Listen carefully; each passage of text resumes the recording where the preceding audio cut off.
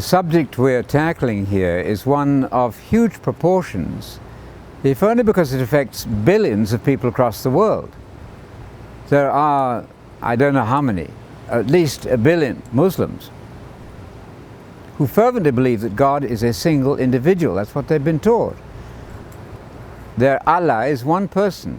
Jews in their millions also believe that. Christians claim to be monotheists, but a very strange thing has happened to their monotheism. It moved from a unitary monotheistic belief that God is a single person, and that's found on the lips of Jesus no less, to a so-called Trinitarian monotheism, which Muslims and Jews cannot accept, will not accept, as being monotheism at all. This is a very serious issue, because we're all divided, and we shouldn't be divided. Those of us who believe in God, we're theists, we should be able to say we believe in a single individual God. Jesus expressed this in John 17:3, addressing the Father. He said, "You, Father, are o monos alitheinos theos." That's to say, the only one, the one who alone is true God. The word monos in Greek, as only in English, onely, if you like, only, that's where you have the word, excludes all other reference. If the Father is the only one who's true God, nobody else can be. That's just common sense. Your child of 3 understands that well. He alone is God. He all by himself. In the Hebrew you have levado, by himself, is God. He's the alone God, the only one who is God. It doesn't matter whether you say, "Father, you only are the true God," or "You are the only true God," or "Only you are the true God." These are self-evidently synonymous ways of making your proposition.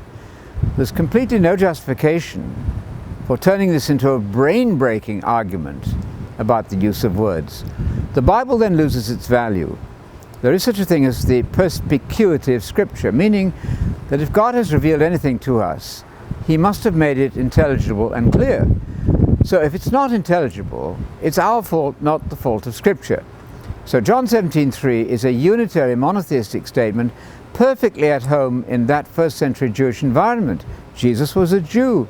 Jesus said that salvation is from the Jews. Paul said that the same God of the Jews is exactly the one God of the Gentiles. None of this is difficult. There's no reason for it to provoke endless arguments. So I'm trying to put an end to that by saying that only is the same as by yourself, on your own. One means one and not two. The notion that one means more than one is a piece of sleight of hand, might I say, tricks played by word tricksters to confuse you. No, echad means one.